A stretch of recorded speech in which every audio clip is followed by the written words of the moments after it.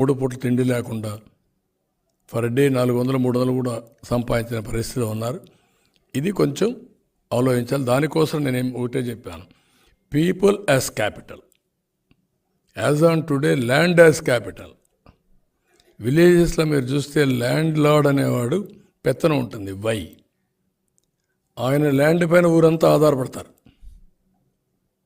ఆ ల్యాండ్ లీజుకి ఇవ్వడం, టెనెంట్స్కి ఇవ్వడం, లేకపోతే ఆయన చేస్తే కూలోని వెళ్ళడం, this are all issues.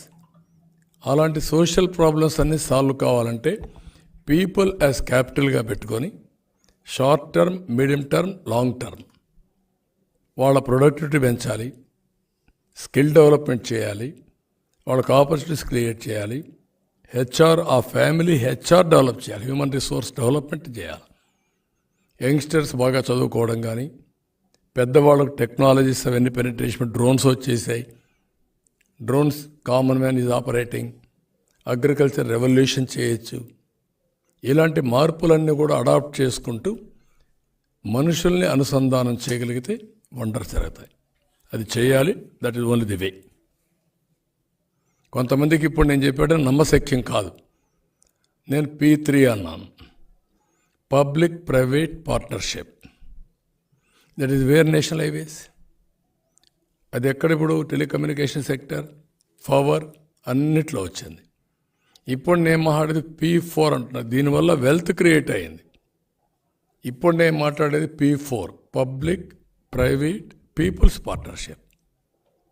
Government ఉండాలి, ప్రైవేట్ వాళ్ళు కూడా ఇన్వాల్వ్ కావాలి, ప్రజల్ని భాగస్వాములు చేయాలి, పార్ట్నర్షిప్ పెట్టుకోవాలి. ఏ విధంగా వాళ్ళని పేదరికం నుంచి పైకి తేగలుగుతాం. ఇప్పుడు ఆర్టిఫిషియల్ ఇంటెలిజెన్స్ వచ్చింది, వాళ్ళకుండే వనరులన్నీ పెట్టేస్తే it will give very clear vision document. వాళ్ళు ఆ ప్రైవేట్ మెంటర్ అనే అతను ఇద్దరు కూర్చుంటే they can prepare action plan. ఇవన్నీ చేయడానికి చాలా ఆలోచనలు ఉంటాయి.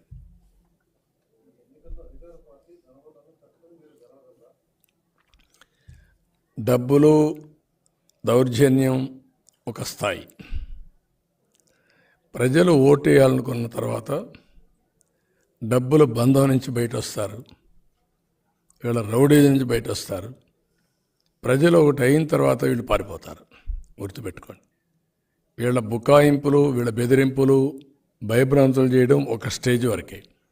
ఒక స్టేజ్ దాటిన తర్వాత, ఈరోజు మీరు ఎన్నికలు వచ్చిన తర్వాత మీరు చూస్తున్నారు, సెక్షన్ బై సెక్షన్ ముందుకు వస్తున్నారు. నేను ఇంకోటి కూడా అప్పీల్ చేస్తున్నా, చాలామంది ముందుకు వస్తున్నారు, ఇప్పటికే వచ్చారు. ప్రతి ఒక్కరూ రావాల్సిన అవసరం ఉంది. ప్రతి ఒక్క ఇంటి పైన కూడా ఈ కూటమి జెండాలు కట్టాల్సిన అవసరం ఉంది. మేము పిలిస్తే మీరు రావడం కాదు, వాలంటరీగా స్వచ్ఛందంగా మీరే వచ్చి మమ్మల్ని నడిపించాల్సిన బాధ్యత మీ మీద ఉంది. మీ భద్రత కోసరం, మీ భవిష్యత్తు కోసరం, మీ పిల్లల భవిష్యత్తు కోసరం, ఈ రాష్ట్ర భవిష్యత్తు కోసరం మేము చేసే పోరాటం.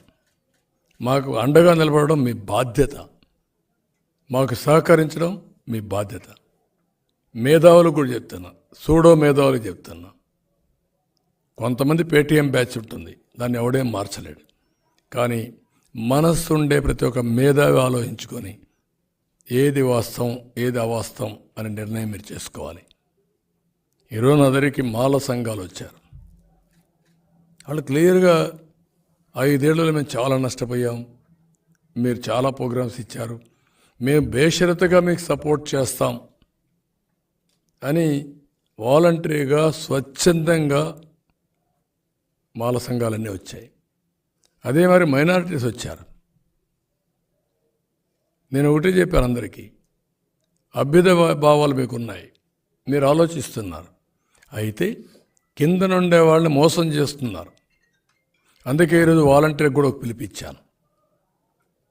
మీరిచ్చే వాళ్ళు ఇచ్చే 5,000కు ఇది అయ్యి నేరాలు ఘోరాలు చేసి మీ భవిష్యత్తు నాశనం చేసుకోవద్దండి. ఎంట్రీ పాయింటే 10,000 రూపాయలు ఇస్తాం, భవిష్యత్తులో మీ స్కిల్ డెవలప్మెంట్ చేస్తాం, మిమ్మల్ని ఇక్కడి నుంచి వర్చువల్ ఆర్ ఫిజికల్ వర్కింగ్కి మీ కెరీర్ బిల్డింగ్ చేసే బాధ్యత మాది. వాళ్ళు కూడా చూస్ చేసుకోమన్నాను.